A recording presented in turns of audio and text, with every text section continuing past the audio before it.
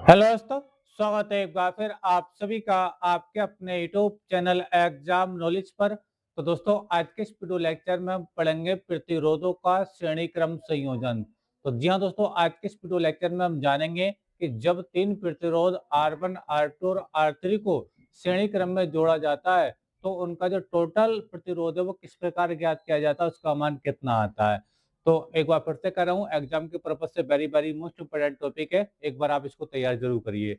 चलिए पहले मैं इसका जो एक डायग्राम है, पहले मैं डायग्राम के माध्यम से आपको क्लियर करता हूँ कि हम इसका डेरिवेशन कैसे निकालेंगे। ठीक है, तो आज का हमारा टॉपिक बच्चों आप स्क्रीन पर देख पा रहे होंगे है प्रतिरोधों यानी R1, R2 व R3 का श्रेणीक्रम संयोजन। ठीक है, तो चलिए पहले जो हम तीन प्रतिरोध ले रहे हैं R1, R2 और R3, पहले इनको एक डायग्राम के थ्रू एक सर्किट में इसको हम अरेंजमेंट करते हैं। चलिए मैं आपको समझा रहा हूँ। तो मान लीजिए बच्चों हमारे पास तीन प्रतिरोध है। मान लीजिए पहला प्रतिरोध बच्चों, ये प्रतिरोध को बच्चों हम इस तरीके से शो करते हैं। ठीक है, तो पहला प्रतिरोध हो गया R1।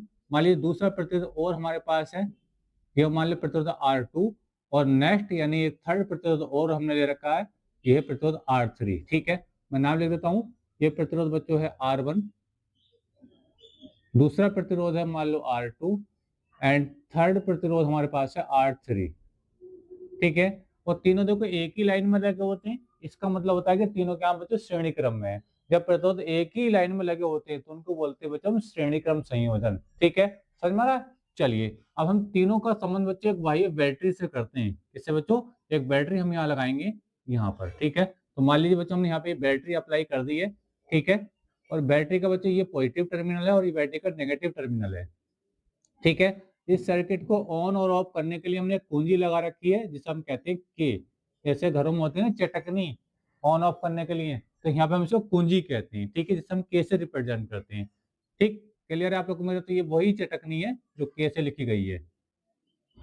अच्छा, अब इनका जो संबंध बच्चों हम इस सर्किट को पूरा कर देते हैं इस टाइप से। ठीक है, क्लियर आप लोग को मेरी बात?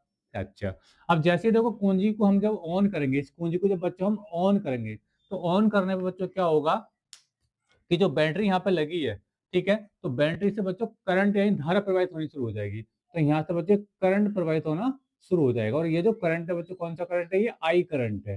ठीक है, समझ में आ रहा? तो जैसे ही करंट इसके अंदर जब आई जाएगा, यहाँ पे समय आई करंट आ रहा है।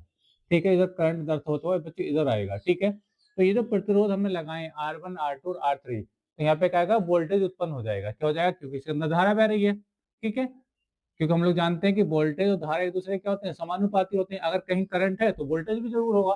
तो यहाँ का जो वोल्टेज है बच्चों मान लो V1 है। ठीक है, और ये जो वोल्टेज आपका बच्चों V2 है, और ये वोल्टेज बच्चों मान लो V3 है। क्लियर है आप लोग को मेरी बात? तो ये जो पूरा डायग्राम है बिल्कुल बन के बिल्कुल अच्छे तरीके से तैयार है। तो श्रेणी क्रम में जब तीन प्रतिरोध जुड़े होते हैं उनका फाइनल डायग्राम बच्चों यही बनाया जाता है। क्लियर है आप लोग को मेरी बात? अच्छा, अब देखिए हमें थोड़ी सी थ्योरी लिखनी क्या होगी। ये लिखते हैं कि माना तीन प्रतिरोध R1, R2 व R3 श्रेणी क्रम में जुड़े हैं। चलिए मैं थोड़ा सा इसकी थ्योरी वो लिख देता हूं ताकि आपको लिखने में ज्यादा प्रॉब्लम ना आए। ठीक है, तो देखिए लिखेंगे माना माना तीन प्रतिरोध माना तीन प्रतिरोध R1, R1, R2 व R3 श्रेणी क्रम में जुड़े हैं, सीरीज कॉम्बिनेशन में जुड़े हैं ना, श्रेणी क्रम में जुड़े हैं, जुड़े या जोड़े गए हैं, जोड़े गए हैं। क्लियर है? जब कुंजी के लगाएंगे मतलब सर्किट को जब ऑन करेंगे तो यहाँ से आई करंट प्रवाहित होना शुरू हो जाएगा। तो लिखेंगे जब कुंजी, कुंजी वही चटकनी है ना, कुंजी के लगाते हैं, लगाने का मतलब है इसको ऑन करते हैं। ठीक है, लगाते हैं तो बैटरी से आई धारा प्रवाहित होने लगती है, आई धारा प्रवाहित होने लगती है, होने लगती है, लगती है, जिससे जिससे तीनों प्रतिरोधों के सिरों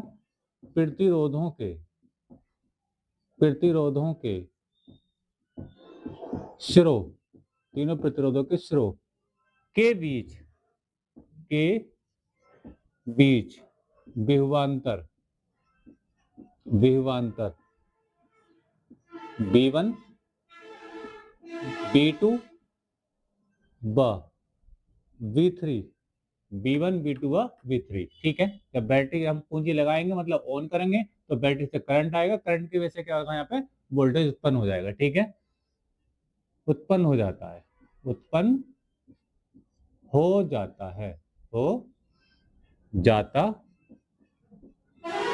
क्लियर है आप लोग को मेरी बात? अच्छा, अब लगाएंगे ओम का नियम, लिखेंगे ओम के नियम से, ओम के नियम से। ठीक है, तो ओम का नियम क्या होता है, V इजिकल टू क्या होता है बच्चों, आई आर होता है। ये मैन ओम का नियम है, V इजिकल टू क्या होता है बच्चों, आई आर होता है। ठीक है, अच्छा अब देखिए ये जो ओम का नियम है 3 बार लगेगा, क्योंकि यहाँ पर प्रतिरोध 3 आ रहे हैं, ये वाला भी आ रहा है, ये वाला भी आ रहा है और ये वाला भी आ रहा है। ठीक है, तो पहले वाले केस के लिए ओम का नियम लगा रहे हैं, तो यहाँ का विभवांतर कितना, V1। देखो ओम का नियम क्या है, फिर तो वही वाली बात, V इजिकल टू क्या है, आई आर, क्या बच्चों, आई आर। लेकिन पहले वाले केस का प्रतिरोध है R1, विभवांतर है V1, तो ये V1 हो जाएगा और ये R1 हो जाएगा। करंट पे 1 नहीं लगाएंगे, यानी धारा यानी आई पे 1 नहीं लगाएंगे, क्योंकि आई तीनों में सेम है, ये अलग अलग नहीं है, सेम ही रहेगा, है ना। तो श्रेणी क्रम में धारा समान रहती है, याद रखेंगे, याद। दूसरा B2, अब लगा रहे हैं हम यहाँ पे ओम का नियम, तो B2 हो जाएगा आई आर टू, क्योंकि आई करंट तो आई रहा है और ये R2 हो जाएगा, तो हो जाएगा आई R2 हो जाएगा, आई R2 हो जाएगा। इसी प्रकार बच्चों हम यहाँ लगाएंगे ओम का नियम इस जगह, तो हो जाएगा V3 is equal to I R3 हो जाएगा। ठीक है, क्लियर आप लोग। मैं अब देखा हूँ कुल विभवांतर। ठीक है, टोटल वोल्टेज कितने होंगे, V1 plus V2 plus V3 हो जाएंगे। ठीक है, तो लिखना है कुल विभवांतर यानी V। यहाँ तो हमने V वोल्टेज तो दिया है। ठीक है, तो यही बढ़ गया तीनों जगह, V बराबर V1 plus V2 plus V3। Clear है आप लोग को मेरी बात?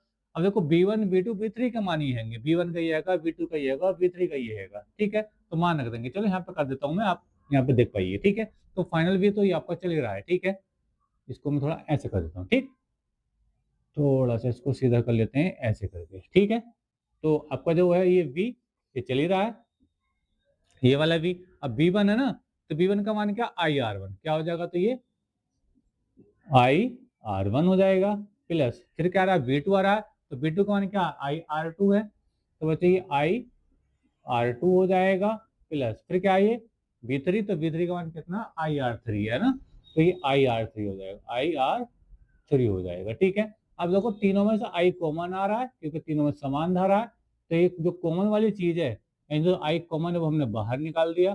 ठीक है, तो यहाँ से तीनों में से कॉमन ले लिया, कॉमन लेने का मतलब इसको एक बार लिखा जाएगा ब्रैकेट के बाहर। ठीक, तो यहाँ से बचेगा बच्चों ये R1, ये बचेगा R2 और यहाँ से बचेगा बच्चों R3। ठीक है, अच्छा अब ये जो I कॉमन लिया है, इस I को इधर लेकर आएंगे तो V के बटे में आएगा, तो ये बनेगा बच्चों V बटा I बनेगा। क्लियर आप लोगों को मेरी बात? ठीक है, तो ये हो जाएगा I तो इधर आ चुका है, एक बार फिर से लिख देता हूँ। देखिए B आएगा, I इसके ऊपर में लेकर आइए, तो B अपॉन I हो जाएगा। ठीक है, बराबर ये क्या बचा, R1 plus R2 plus R3। अब ये जो B अपॉन I है, B अपॉन आई हम लोग जानते हैं ओम के नियम से, V अपॉन I क्या होता है बच्चों R, क्या है, प्रतिरोध, और ये क्या बच्चों, तुल्य प्रतिरोध। ठीक है, तो अब ये B अपॉन आई का अगर R करा तो R लिख देंगे, तो ये R बराबर हो जाएगा बच्चों हमारे पास, R बराबर ये B अपॉन आई तो R हो गया, बाकी ये जो चीजें R1 plus R2 plus R3 ऐसी कॉपी हो जाएगा। ठीक है, तो ये इसका फाइनली डेरिवेशन बच्चों आ चुका है, बस इतने ही आपको बच्चों करने के लिए आता है एग्जाम में। ठीक है, तो इसका फाइनल बच्चों आंसर आ चुका है। ठीक है, तो इस प्रकार से बच्चों जब तीन प्रतिरोध श्रेणी क्रम में जुड़े होते हैं तो ये इसका डायग्राम है, ये इसकी थोड़ी सी थ्योरी थी और ये इसका बच्चों डेरिवेशन है। ठीक है, जो हमने ओम के नियम के अकॉर्डिंग निकाला है। ठीक है, उम्मीद करता हूँ बच्चों पूरा टॉपिक आपको क्लियर हो गया होगा। वीडियो अच्छा लगा तो वीडियो को लाइक जरूर कर दीजिए, चैनल पर नए तो चैनल को सब्सक्राइब कर लीजिए। मिलेंगे नेक्स्ट वीडियो में किसी नेक्स्ट टॉपिक के साथ, तब तक के लिए धन्यवाद। बेस्ट ऑफ लक, जय हिंद, जय भारत।